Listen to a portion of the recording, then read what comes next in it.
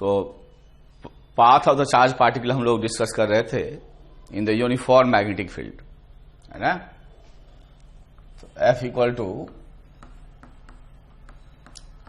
Q v cross B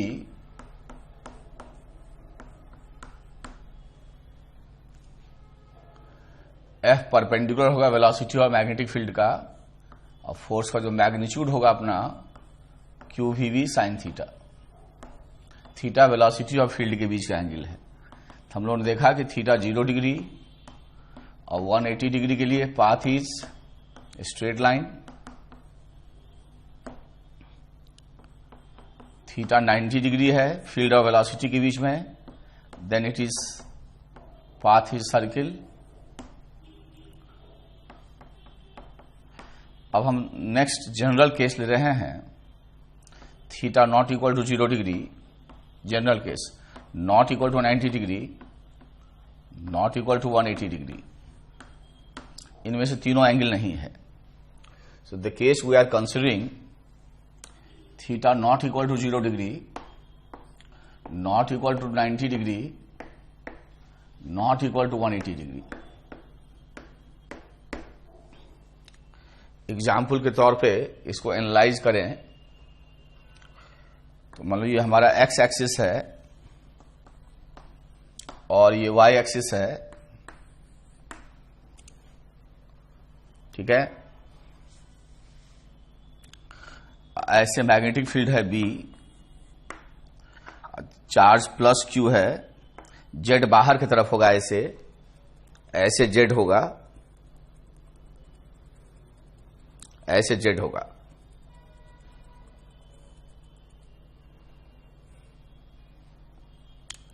तो देखो तो वेलोसिटी एक्स वाई प्लेन में है ऐसे, और वेलोसिटी और फील्ड के बीच एंगल थीटा है, और थीटा इन कंडीशन को सेटिस्फाई कर रहा है, चार्ज क्यू है और मास एम है। इसका पाथ एनालाइज करना है बच्चों। So we have to analyze the path of the charge particle, है ना। इसका अपने से एनालाइज करो, चार्ज पार्टिकल को का पाथ एनालाइज करना है।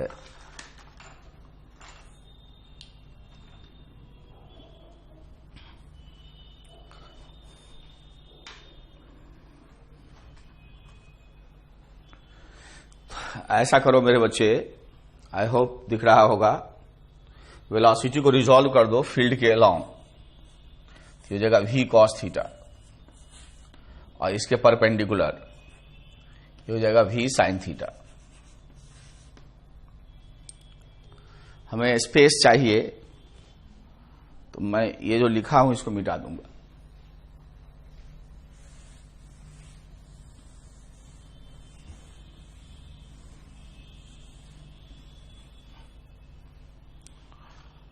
अब हम लोग दोनों कंपोनेंट पे अलग अलग असर देखेंगे। तो v cos थीटा को भूल जाओ, पहले v sin थीटा को याद करो। तो केवल v sin थीटा होता, वेलोसिटी का केवल v sin थीटा होता, तो मैग्नेटिक फील्ड और v sin थीटा के बीच का एंगल बताओ, 90 डिग्री। तो केवल v sin थीटा होता तो ये पाथ सर्किल होता। लेट अस अपने कॉपी में इस सर्किल का सेंटर रियलाइज करो, और कैसा पाथ होगा उसको जरा सा दिमाग में लाओ, कॉपी पे इसको भूल जाओ। तो v sin theta is the first vector, तो velocity is the first vector, magnetic field is the second vector.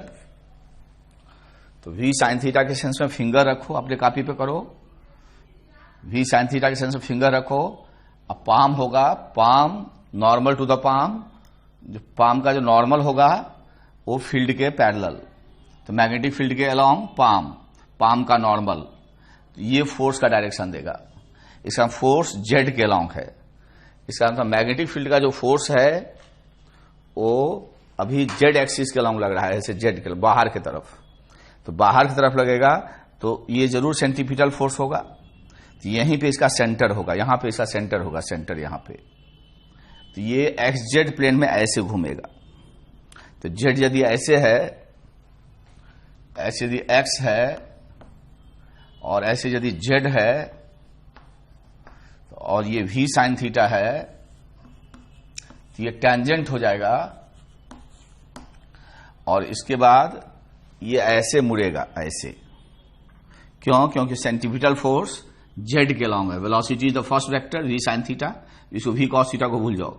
Magnetic field is the second vector palm, तो ऐसे हो गया सेंटीपिटल फोर्स। तो सेंटीपिटल फोर्स ऐसे गया, इसका मतलब इस xz प्लेन में ऐसे सर्किल होगा और सर्कुलर पाथ में स्पीड तो बदलता नहीं है, तो इस तरह से ये सर्कुलर पाथ हो जाएगा। कब? जब केवल v sin थीटा होता और इसका हर जगह स्पीड कांस्टेंट रहेगा। यहां आएगा तो ऐसे v sin थीटा हो जाएगा और ये जो सर्किल होगा इसका रेडियस होगा mv sin theta by q B. लेकिन पाथ थोड़ा ध्यान देना होगा, तो केवल v sin थीटा होता तो ऐसा चीज होता और इसका टाइम पीरियड और रिवोल्यूशन होता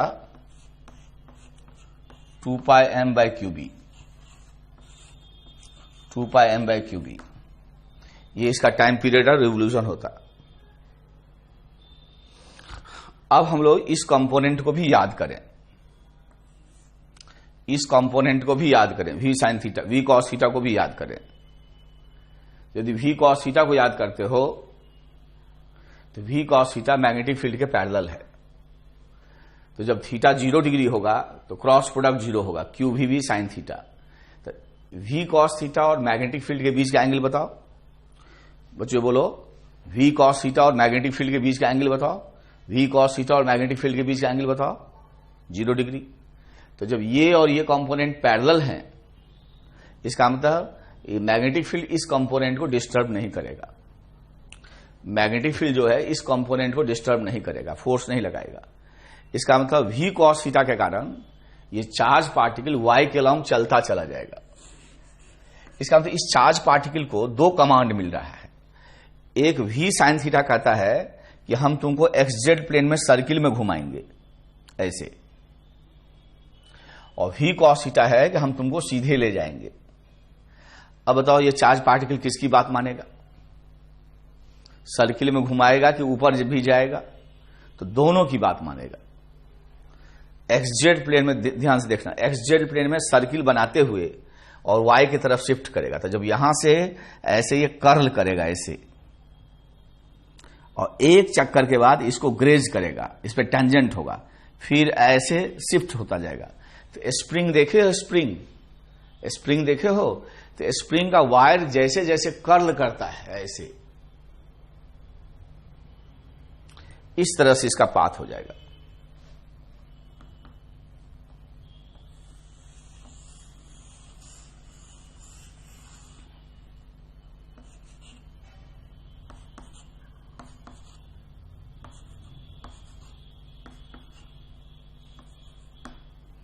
ऐसे ऐसे कर्ल करेगा स्प्रिंग की तरह, तो 3 डायमेंशनल पाथ हो जाएगा। तो ये xz प्लेन में घूमेगा भी और y की तरफ जाएगा भी। तो xz प्लेन में घूमते हुए y को जाएगा, तो इस y एक्सिस पे वो जो स्प्रिंग होगा वो टेंजेंट होगा। तो कितने रिवोल्यूशन के बाद y एक्सिस को ग्रेज करेगा? 1 रिवोल्यूशन के बाद। और ये जो इसको ऊपर से देखोगे तो सर्किल मालूम होगा, तो ये कहलाता है हेलिक्स। तो ये कहलाता है पाथ क्या हो गया? हेलिकल हो गया। Path is helix. अब हेलिक्स में एक चक्कर घूमेगा तो कुछ एक्सियल मूवमेंट होंगे, कुछ एक्सिस के अलॉन्ग जाएगा, उसको कहते हैं पिच। देखो, the pitch of the helix is defined as axial movement in 1 revolution. तो ये इसका पिच कहलाएगा ये, ठीक है। क्योंकि कांस्टेंट वेलोसिटी से ऊपर जा रहा है तो हर एक पिच की लंबाई जो हो सेम होगा। तो पिच की लंबाई कितना हो जाएगा? y के along velocity v cos theta into time period, और ये रेडियस ऑफ द हेलिक्स हुआ। तो इसको कहता है कि चूंकि हर एक पिच की लंबाई बराबर होगी, चूंकि v cos थीटा कांस्टेंट है और एक रिवोल्यूशन का टाइम भी कांस्टेंट है, तो कहते हैं पाथ इज हेलिक्स विथ क्या, पाथ इज हेलिक्स विथ, बोलो, यूनिफॉर्म पिच। लिखो, path is helix with uniform pitch, path is helix with uniform pitch, and that is the pitch of the helix and this is the radius of the helix. इसको लिखो, radius of the helix। तो velocity का दो component हुआ, एक radius निकालेंगे, circular path का radius आ जाएगा, जो ऊपर से देखेंगे तो सर्किल मालूम होगा, और एक कंपोनेंट जो हमको पिच निकालने में देगा जो पैरेलल है। तो इसको ठीक से समझो, v sin थीटा के सेंस में फिंगर, पाम मैग्नेटिक फील्ड के सेंस में, तो ऐसे सेंटीमीटर फोर्स लगा, तो ये एक्स, तो ये भी साइन थीटा कहेगा हम सर्किल में घूमेंगे, और भी कॉस थीटा पे फोर्स लगेगा ही नहीं, पैरेलल है, ये कहेगा हम वाई के अलोंग ले जाएंगे। तो ये दोनों की बात मानने के लिए ये स्प्रिंग की तरह कर्ल होगा पाथ, ऐसे चलेगा, ऐसे घूमते हुए एक चक्कर लगाएगा तो यहां ग्रेज टच करेगा, फिर यहां से चलेगा तो एक यहां टच करेगा, ऐसे, ठीक है। और ये 3 डायमेंशनल पाथ है। अच्छा, यहां वेलोसिटी और फील्ड के बीच में क्योंकि क्रॉस प्रोडक्ट है तो हमेशा एंगल 90 डिग्री होगा। तो वेलोसिटी और फील्ड यदि परपेंडिकुलर है तो आप क्या देखें, पाथ सर्किल नहीं है, तो वेलोसिटी फील्ड 90 डिग्री पे हो तो जरूरी नहीं कि पाथ सर्किल हो, वो तभी होगा जब पाथ प्लेन में लाई करेगा। पाथ कहां लाई करेगा, प्लेन में। यहां तक ठीक हो, बोलो।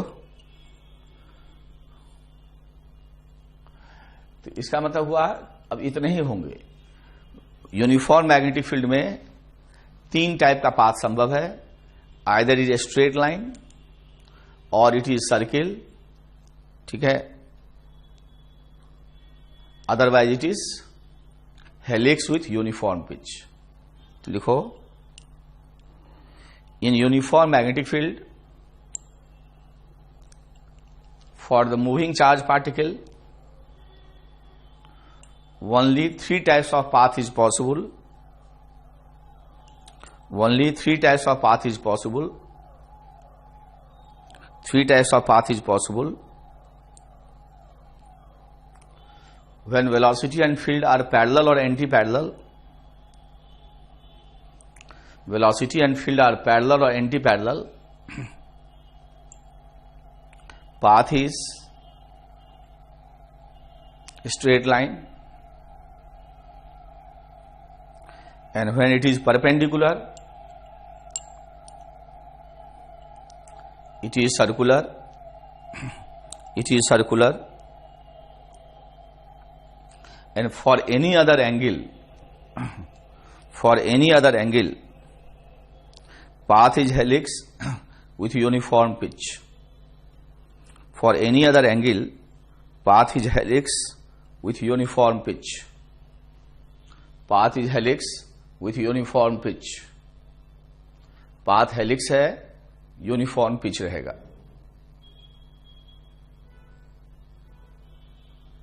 ठीक है,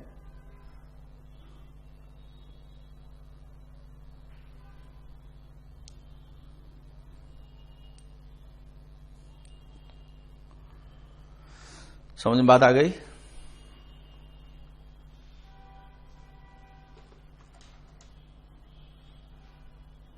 एक चीज देखो, अपने को बहुत कंफ्यूजन होता है, फॉर्मूला सब लिख लिए,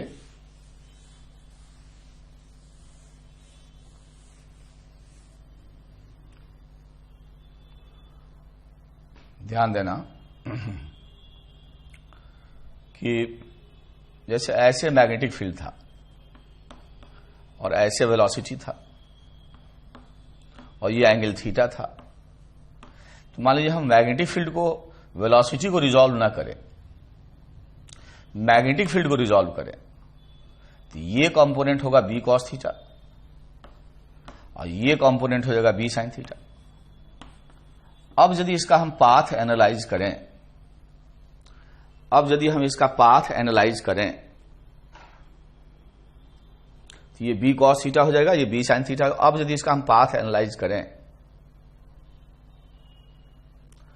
तो बच्चे बी कॉस थीटा पे, बी कॉस थीटा वेलोसिटी पे फोर्स नहीं लगाएगा,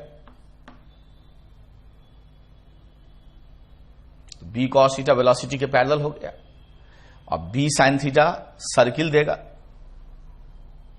तो पाथ तो सर्कुलर हो गया। उसमें ना वेलोसिटी का 2 कंपोनेंट था, यहां तो एक ही कंपोनेंट है। तो ऐसे करते, इस मेथड से करते हैं। वहां मैग्नेटिक फील्ड को रिजॉल्व, सॉरी वेलोसिटी को तोड़े थे, अब हम क्या कर रहे हैं, वेलोसिटी को न तोड़ के मैग्नेटिक फील्ड को तोड़ दिए। ऐसा हम कर सकते हैं। यदि हम इसको रिजॉल्व कर देते हैं तो बी का 2 कंपोनेंट है कि वी के पैरेलल है जो वेलोसिटी को डिस्टर्ब नहीं करेगा, और ये 90 डिग्री पे है तो ये सर्किल में घुमाएगा, तो खाली सर्किल हो गया। ऐसे करते तो क्या होता था, ये सर्किल में घुमा भी रहा वी साइन थीटा को, और वी कॉस थीटा का हम सीधे भी जाएंगे। यहां तो वी का एक ही कंपोनेंट है और उसका एक फील्ड कुछ नहीं किया और एक फील्ड सर्किल में घुमाया, तो ऐसे पाथ तो सर्कुलर हो जाता है, तो गड़बड़ हो गया।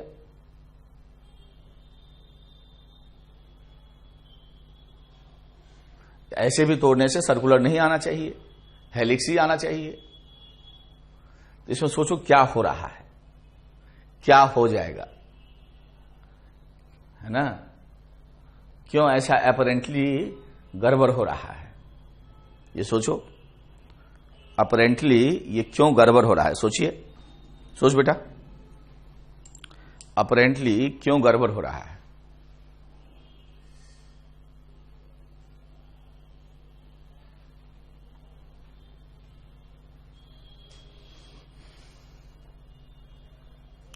ये अपरेंटली क्यों गड़बड़ हो रहा है?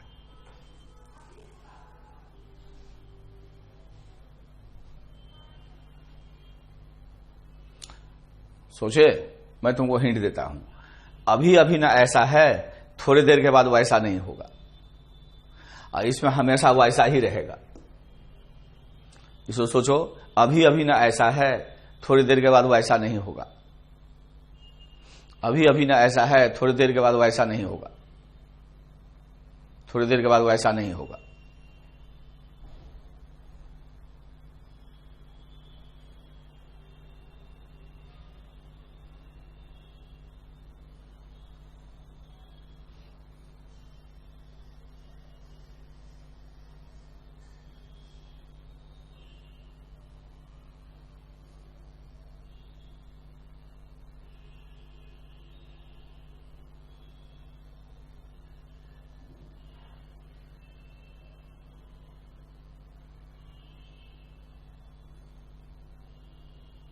अभी अभी ना ऐसा है, थोड़ी देर के बाद वैसा नहीं होगा। सोचिए, मैं बताता हूं, सोच लिए होंगे कई बच्चे। ये जो वेलोसिटी को ये बी कॉस थीटा अभी डिस्टर्ब नहीं किया, अब जब इसके कारण सर्किल होगा तो velocity is the first vector, B sine theta is the second vector, तो फोर्स ऐसे लगेगा, तो ये ऐसे मुड़ेगा, तो वेलोसिटी जो ही मुड़ेगा तो बी कॉस थीटा तो वैसे ही रहेगा। तब बी कॉस थीटा और वेलोसिटी पैरेलल नहीं रहेगा, तो ये भी क्या लगाने लगेगा, फोर्स। अभी तो पैरेलल है, लेकिन जो ही सर्किल में ऐसे मुड़ेगा तो वी और बी कॉस थीटा के बीच का एंगल क्या 0 डिग्री रहेगा कि बदल जाएगा? तो बी कॉस थीटा भी चार्ज पार्टिकल पे फोर्स लगाने लगेगा। अब दोनों कंपोनेंट यदि फोर्स लगाने लगेगा तो पाथ एनालाइज करना मुश्किल हो जाएगा। इसीलिए ऐसे नहीं रिजॉल्व करते, फील्ड को नहीं रिजॉल्व करते, वेलोसिटी को रिजॉल्व करते हैं। फील्ड को रिजॉल्व कर दोगे तो तुमसे गलती हो जाएगी, इसलिए वेलोसिटी को तोड़ते हैं, ना कि फील्ड को। तो लिखो, in analyzing the path of the charge particle, लिखो, in analyzing the path of the charge particle in the uniform magnetic field, you must know the resultant magnetic field and resultant velocity. You must know the resultant magnetic field and the resultant velocity, and then resultant velocity लिखो, आगे लिखो, and then resultant velocity is resolved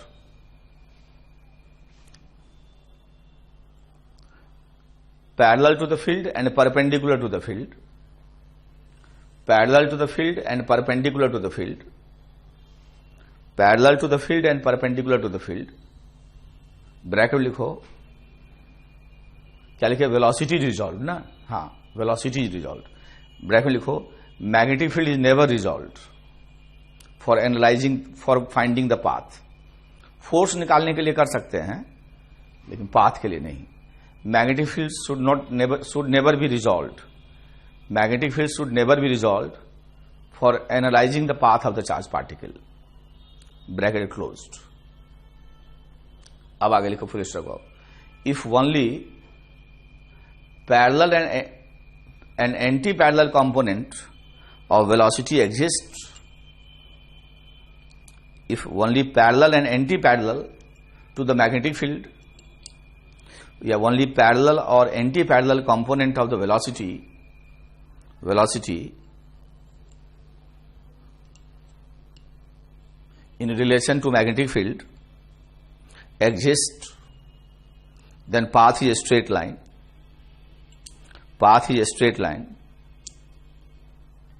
If only perpendicular component of velocity exists, field के साथ only perpendicular component exist,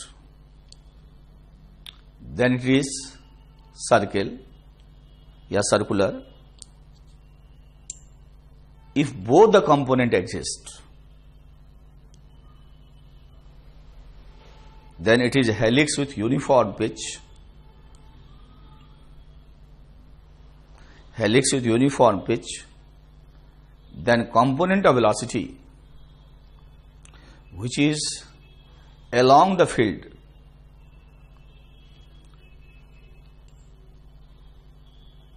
multiplied by the time period of revolution gives the pitch of the helix,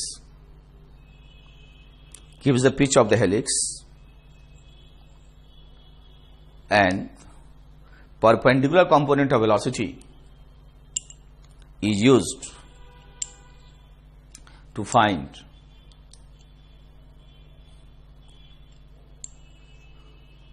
radius of the helix, radius of the helix। Problem लिखो, in a region uniform magnetic field of magnitude B naught exists,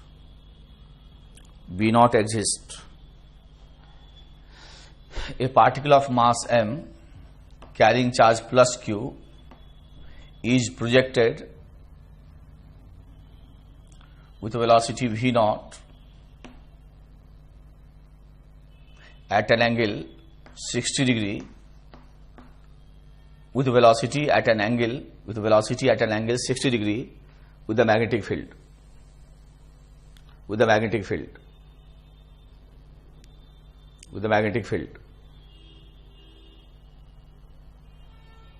then find the nature of path,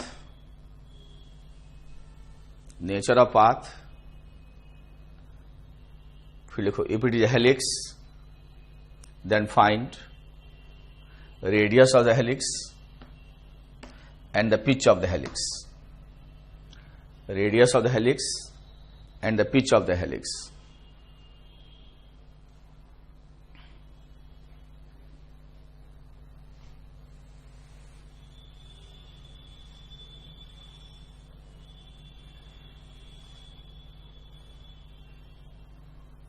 लिखो second question लिखो, ए particle of, लिखो a proton is projected with velocity 10 to the power 6 meter per second, 10 to the power 6 meter per second at an angle 37 degree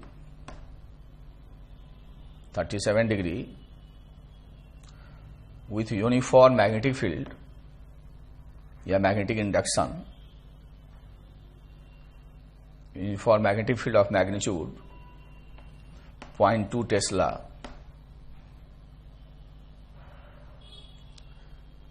define the nature of path. Define the nature of path. If it is a helix, then find the pitch of the helix and the radius of the helix. Pitch of the helix and the radius of the helix.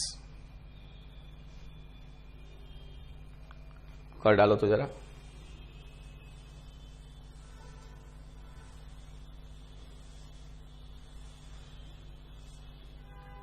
थोड़ा तेजी से करो, video रोक के.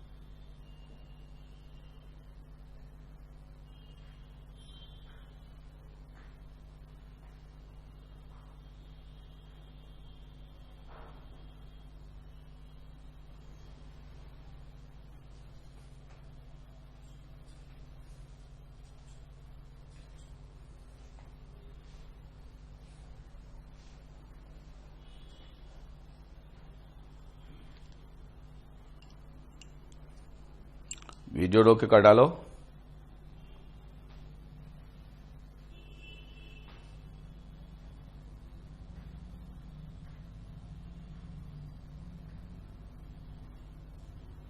अपना time लो.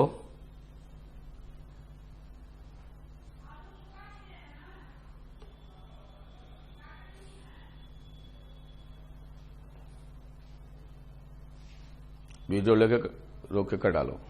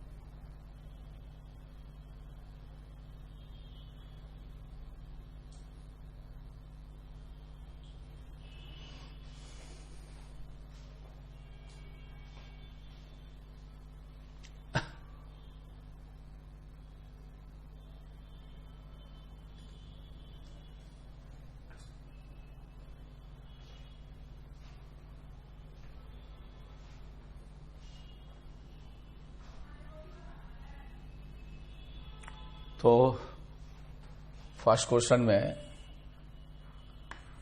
ऐसे field है V not और वेलोसिटी ऐसे V नॉट और ये एंगल 60 डिग्री है.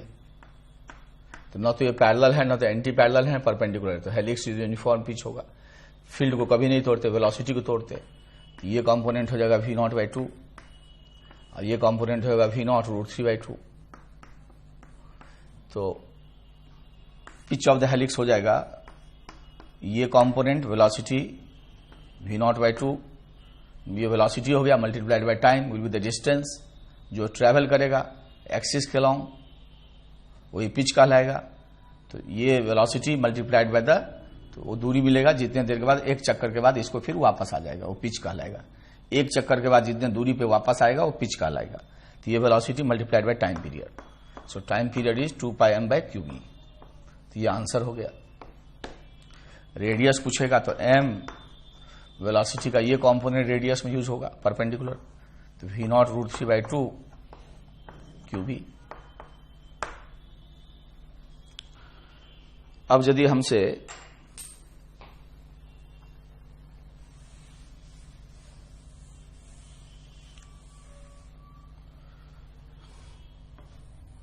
ये कंडीशन लें तो ऐसे फील्ड है हमारा और वेलोसिटी ऐसे है, ये एंगल 37 डिग्री है। तो v को तोड़ोगे तो ये हो जाएगा 0.8 v, ये हो जाएगा 0.6 v। तो हमको हेलिक्स विथ यूनिफॉर्म पिच होगा, तो वेलोसिटी फील्ड की जो पैरेलल है वही y के अलोंग ले जाएगा और एक चक्कर का टाइम होगा 2πm/qb। अब हम लोग डाटा पुट करेंगे, तो 0.8 वेलोसिटी होगा 10⁶ into 2 into pi multiplied by mass 1.67 10⁻⁻27 upon charge 1.6 10⁻⁻19 field 0.2। निकाल लेना पिच, इस तरह रेडियस निकाल लेना इस वेलोसिटी को यूज करके, रेडियस निकाल लेना इस वेलोसिटी को यूज करके।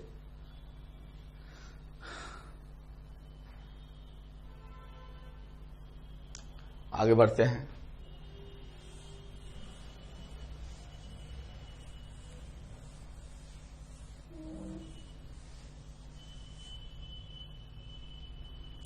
लिखो, in reason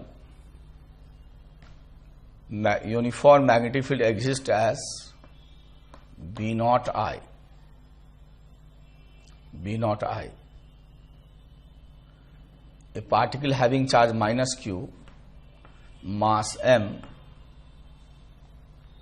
is projected from origin with velocity 2v0I plus v0j from origin. Then find minimum distance along the x-axis where the charged particle grazes the x-axis, along x-axis, where the charged particle grazes the x-axis first time, पहली बार, grazes the x-axis first time, पहली बार।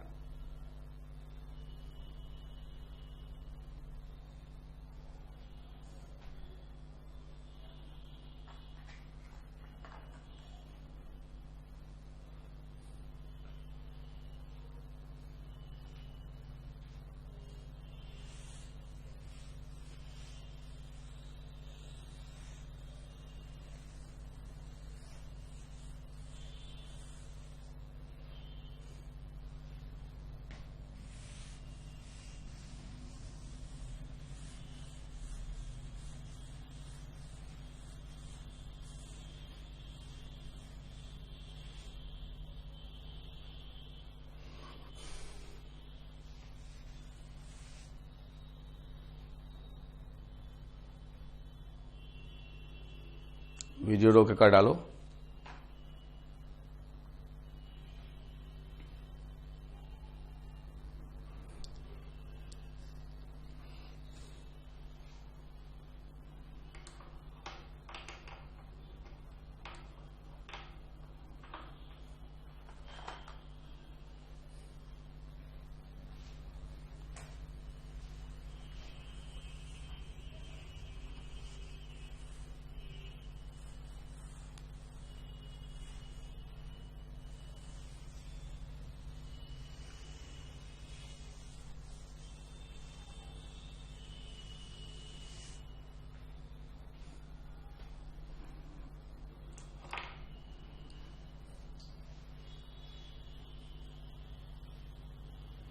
तो देखो ये question कर लिए होगे, magnetic field x के long है, ये एक्स एक्सिस है और वेलोसिटी का दो कंपोनेंट है, एक इसके पैरेलल है और एक वाई में है। तो दोनों कंपोनेंट है, इसका अंदर पाथ होगा हेलिक्स विथ यूनिफॉर्म पिच। अब जरा उस हेलिक्स को रियलाइज करो, तो ये कंपोनेंट कहेगा हम सीधे ले जाएंगे, ये सर्किल में घुमाएगा, देखो अंदर से घुमाता है कि बाहर से, तो वेलोसिटी को उलट लेंगे। बोलो क्यों? क्योंकि चार्ज पार्टिकल निगेटिव है। तो वेलोसिटी y में है तो निगेटिव y में मान लेंगे। तो फिंगर निगेटिव y में, पाम पॉजिटिव x में, है ना। This is the first vector, उलट दिए क्योंकि निगेटिव है। तो फिंगर निगेटिव y में, तो इसका मतलब फोर्स z में गया ऐसे। इसका मतलब यहां से ये मुड़ेगा ऐसे। तो फोर्स z में गया तो ये टैंजेंट रहेगा, तो ऐसे हेलिक्स बनेगा, ऐसे घूमते हुए, और एक चक्कर के बाद इसको फिर टैंजेंट हो जाएगा ये। तो ऐसे यहां से चलेगा, ऐसे घूमते हुए इसको टच करेगा, फिर ऐसे घूमते हुए टच करेगा। मतलब स्प्रिंग ले लो, स्प्रिंग को ऐसे रख दो और ये बोर्ड स्प्रिंग पे टैंजेंट हो, तब जो स्प्रिंग का वायर जैसे जैसे कर्ल करेगा ऐसे ऐसे, वही पाथ होगा। ठीक है। तो एक चक्कर घूमने में, एक चक्कर 1 रिवोल्यूशन के बाद इसको ग्रेज करेगा। इसका मतलब यहां पे फिर से ये इसको टच करेगा। तो एक रिवोल्यूशन में जो दूरी तय होता है वो पिच होता है। इसका मतलब हमको पिच की लंबाई पूछ रहा है।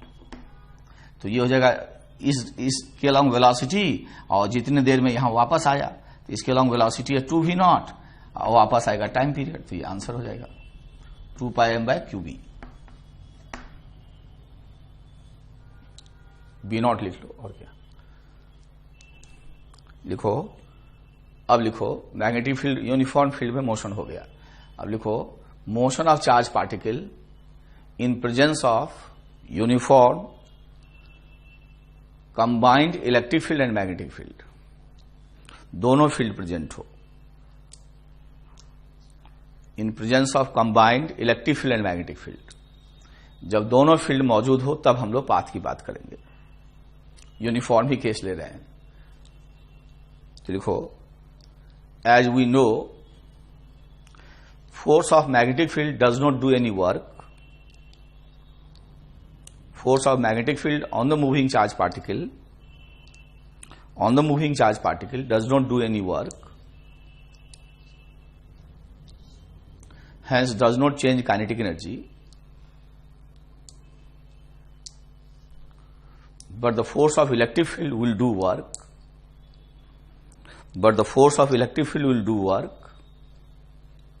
Therefore, in presence of both the field, whatever change in kinetic energy occurs, लिखते चलो, जो भी काइनेटिक एनर्जी में परिवर्तन होगा, whatever change in kinetic energy occurs will be only responsible for causing, यही दो फील्ड मान के चलते हैं, ग्रेविटी वगैरह नहीं है और कोई फोर्सेस वर्क नहीं कर रहे हैं, will be only responsible for change in kinetic energy। तो इलेक्ट्रिक फील्ड का फोर्स ही काइनेटिक एनर्जी के परिवर्तन के लिए उत्तरदायी होगा, रिस्पॉन्सिबल होगा। मैग्नेटिक फील्ड फोर्स वर्क नहीं करेगा। तो डिफरेंट केसेस लेते हैं। Case first low, E parallel to B and charge particle is released from rest। आपको पाथ बताना है। E parallel to B and charge particle is released from rest, and the charge particle is released from rest, charge particle is released from rest। Charge particle को rest से release कर दें।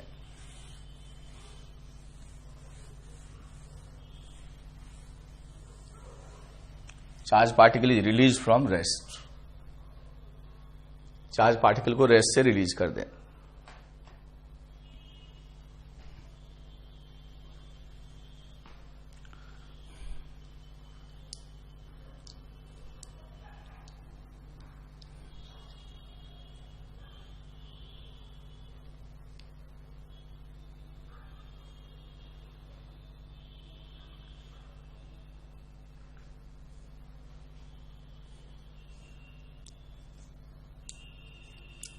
तो दोनों field है, ई भी है और बी भी है, और चार्ज पार्टिकल को रेस्ट से छोड़ोगे तो मैग्नेटिक फील्ड तो शुरू में कुछ नहीं करेगा, इलेक्ट्रिक फील्ड फोर्स लगाएगा, एक्सेलरेट करेगा, लेकिन एक्सेलरेट करने का जो वेलोसिटी मिलेगा इसी के पैरेलल मिलेगा। तो जो इसका मतलब अब पैरेलल होगा तो मैग्नेटिक फील्ड फिर से फोर्स नहीं लगाएगा, इसका मतलब चार्ज पार्टिकल इसी के अलावा चला जाएगा, क्योंकि जो इलेक्ट्रिक फील्ड वेलोसिटी गेन करेगा, शुरू में तो वेलोसिटी नहीं है इसीलिए फोर्स नहीं लगाया। अब बाद में क्यों नहीं लगाया? जो वेलोसिटी मिला वो फील्ड के पैरेलल हुआ, तो क्रॉस प्रोडक्ट 0 हो जाएगा, क्यू भी क्रॉस पी, इसीलिए फोर्स नहीं लगाया। तो पहले इसीलिए नहीं लगाया कि वेलोसिटी नहीं है, बाद में क्यों नहीं लगाया? क्योंकि थीटा 0 डिग्री है, 180 डिग्री है, तो यहां 0 डिग्री है। तो लिखो path is a straight line, path is a straight line. के सेकेंड लो, E parallel to B, E parallel to B, and initial velocity is parallel or anti-parallel to field, कोई भी केस हो, initial velocity is parallel or anti-parallel to field, जो initial velocity है।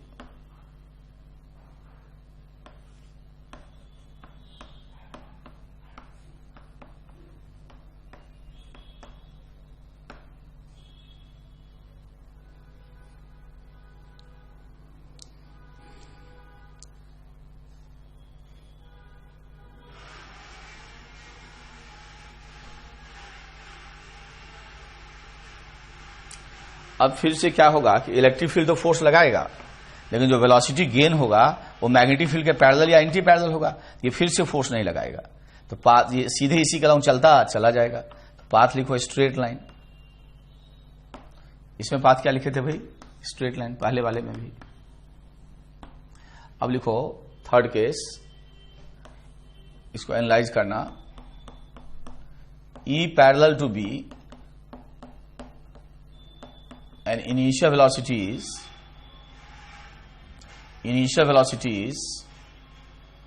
perpendicular to the field. Initial velocity is perpendicular to the field. ये जरा analyse करो। Initial velocity is perpendicular to the field.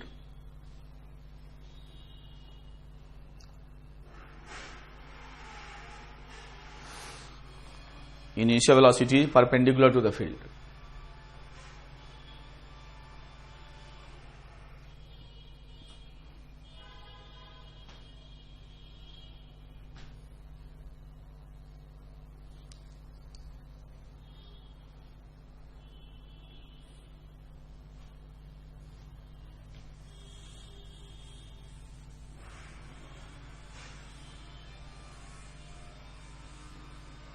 थोड़ा analyse करो।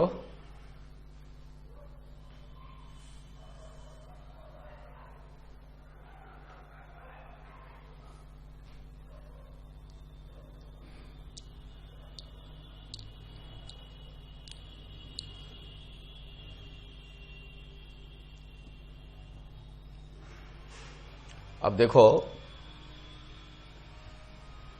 E और B मान लीजिए ऐसे पैरेलल हैं, इनिशियल वेलोसिटी ऐसे है, तो ये कंपोनेंट कहेगा पहले मैग्नेटिक फील्ड को याद करो, इलेक्ट्रिक फील्ड को भूल जाओ। तो इलेक्ट्रिक फील्ड को भूल जाओगे, केवल मैग्नेटिक फील्ड को याद करो। तो ये कंपोनेंट पे मैग्नेटिक फील्ड परपेंडिकुलर है, तो इस कंपोनेंट को कहेगा मैग्नेटिक फील्ड कि हम सर्किल में घुमाएंगे, वेलोसिटी ऐसे, पाम ऐसे सर्किल में घुमाएंगे। तो इलेक्ट्रिक फील्ड नहीं होता, केवल मैग्नेटिक फील्ड होता, इलेक्ट्रिक फील्ड नहीं होता।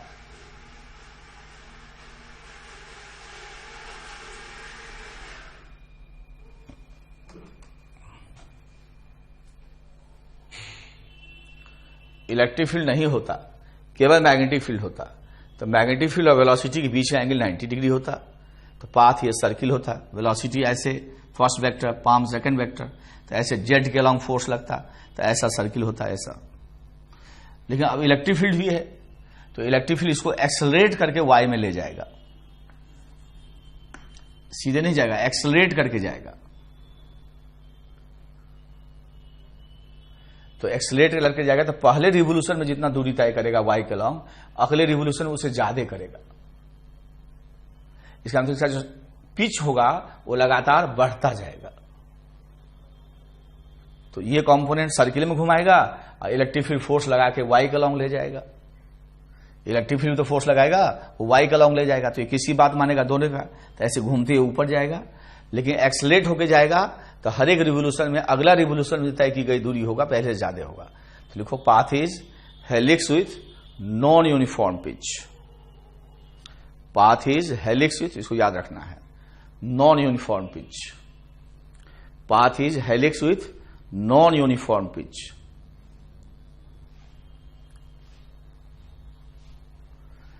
फिर लिखो E third case, E parallel to B and angle between velocity and field is theta. Angle between velocity and field is theta such that theta is not equal to 0 degree, not equal to 180 degree. बाकी कोई भी angle हो सकता है, 90 भी हो सकता है, तो जनरल ले लो ऐसे, और ये एंगल थीटा ले लो। अब सोचो कैसा पाथ होगा।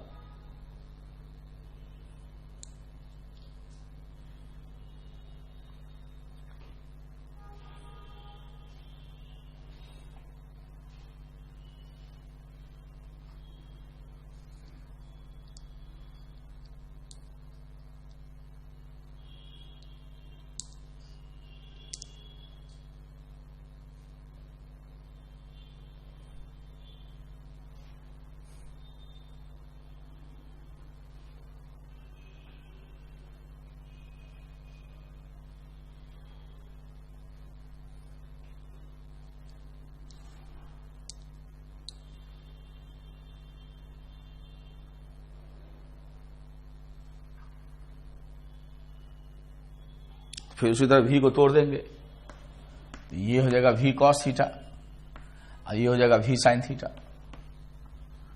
ये magnetic field v sin theta कारण सर्किल में घुमाएगा, इसको कुछ कर नहीं पाएगा, तो ये आगे लेके जाएगा, ये v cos थीटा, साथ साथ इलेक्ट्रिक फील्ड फोर्स भी लगा देगा, तो एक्सेलरेट भी कर जाएगा।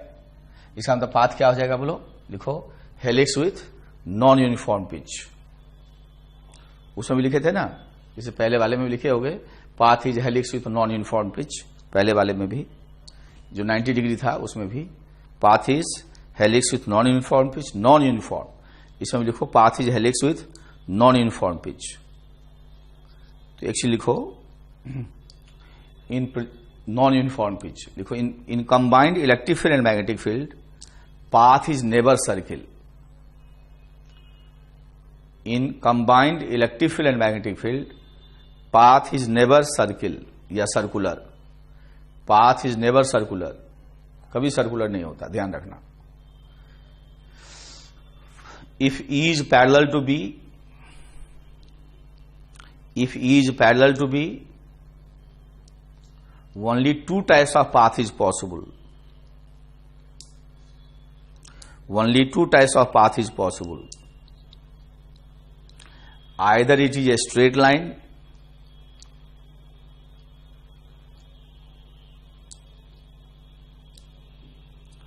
when initial velocity is 0, or when initial velocity is 0 or velocity is parallel or anti-parallel to field, or velocity parallel or anti-parallel to field। आगे लिखो in any other cases, in any other cases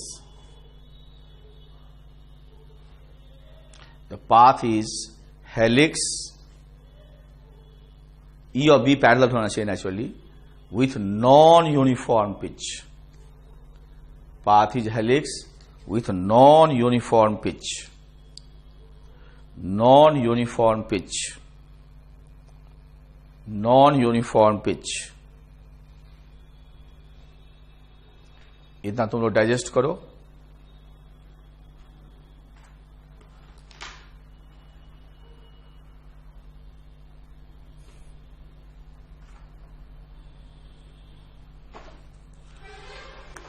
उस book से questions करो। Concept of physics first chapter है magnetic field, उसका question number first करना, page 230 है। First, third, fourth, fifth and sixth, माने 1 से लेकर 6 तक सेकंड करने का जरूरत नहीं है। उसके बाद सीधे आ जाना क्वेश्चन नंबर 30 पे।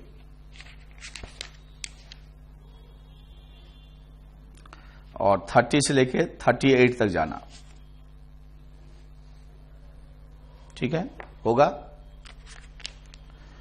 उसके बाद आ जाना 46 पे, 46 से 52 तक, 51 तक जाना, 46 से 51 तक जाना। नोट कर लो क्या कहे, इसको कर लेना है इस लेक्चर को समझने के बाद। जो 2 लेक्चर लिए हैं, 3 लेक्चर, तभी आनंद है, तभी सीखोगे, कैलकुलेशन सीखोगे। कैलकुलेशन ही आता है पीएमटी में।